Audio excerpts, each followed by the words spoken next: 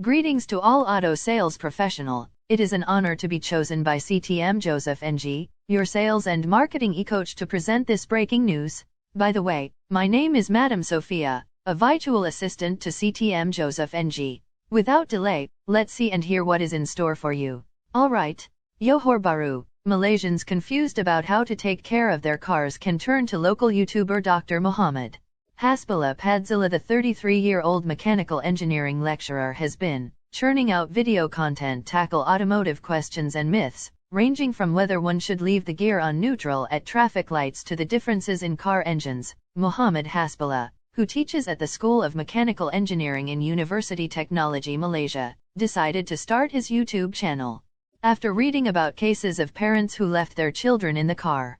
My videos are theory-based in that I give scientific explanations on issues related to vehicles, such as the difference between engine systems, car fuel injection systems, gearbox functions, and so on. This allows me to elaborate and share information without confining myself to a certain car brand or model, he said in an interview.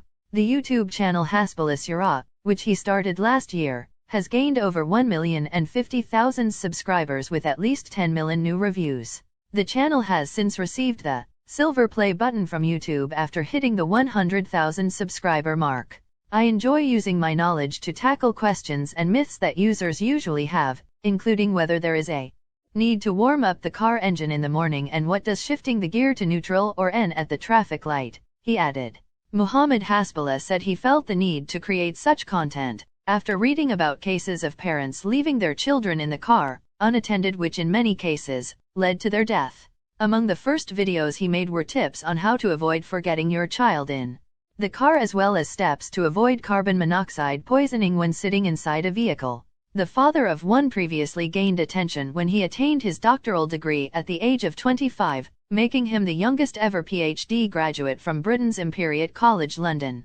Muhammad Hasbullah said his channel was for him to reach a wider public audience, rather than just sharing his knowledge with his students.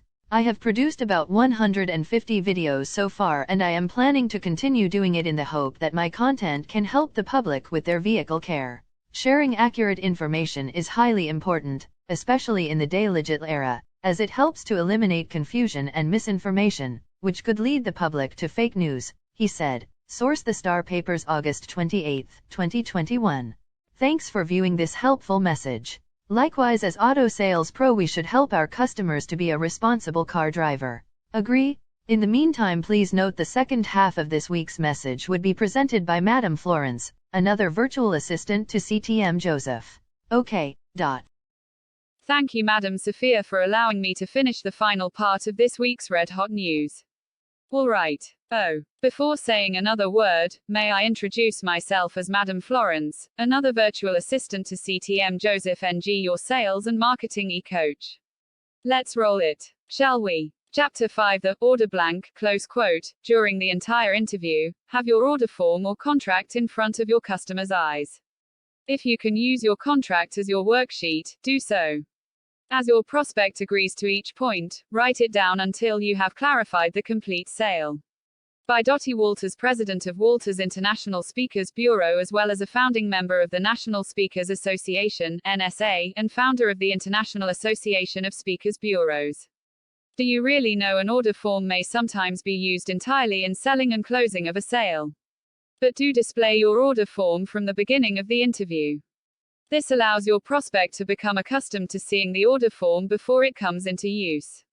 When you reach the point in your interview that you need to record the information relative to the sale, start recording this information on your order form. As you proceed with this, you should start to ask trail closing questions, the answers to which you write on the order form. What constitutes a trail closing question in the order form techniques? Any question you ask, the answer to which confirms that your prospect is buying. What kind of questions should you ask? Obviously, your first question that you should ask, if you don't know already. This would be, what is your correct full name, sir? This is the first thing you should find out from the prospect. The best way I have found to get this information is to ask, what is your correct full name, sir or madam? He tells you. You record that in your order form. What is your correct mailing address? This might be the second best question that you could ask. He tells you. You record this is in your order form. Where should we ship your product if product shipment is involved? Where shall we make the delivery, if delivery is involved? Or, where shall we make the installation, if this is applicable? You continue asking the question to get the information you need. You start writing the answer on your order form. Do you realize that as long as your prospect is answering your trail closing questions, he is buying? You assume that he is buying. It is only when he stops answering that he stops buying. In many instances, you can lead him all the way to his final commitment without him refusing to answer even one question. But you must ask the question. Your prospect is used to seeing your pen and contract. They are not formidable items, used in the retail trade. It is very powerful. One of my attendees who was at my seminar shared her experience with me. She is a marketing executive in the travel and tour business located in Bukit Bintang, KL. Normally, it is used when the customer comes in. You simply take out the order sheet and begin to complete it as though the prospect comes in and says, "I am here to buy something."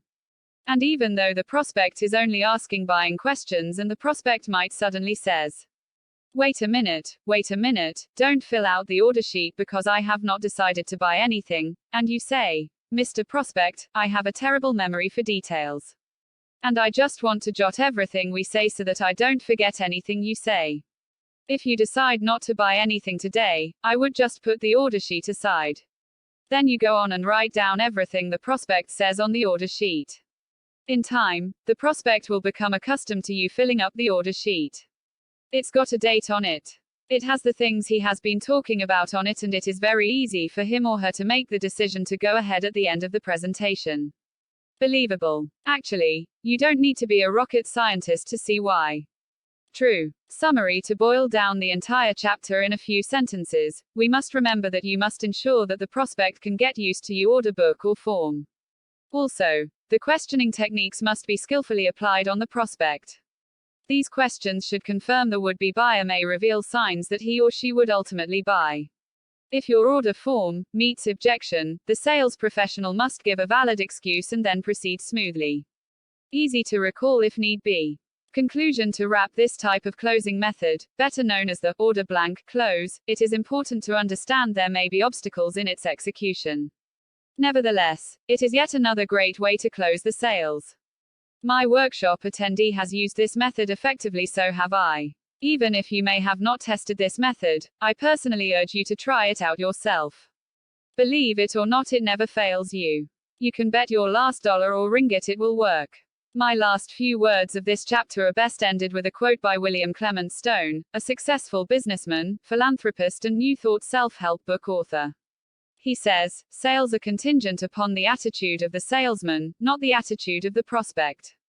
What more can I say but to bid you goodbye and hoping to see you in the next chapter. Agree. End of chapter 5. Are you happy with this chapter? I hope you are. Before closing, on behalf of Madam Sophia and CTM Joseph, we wish you all the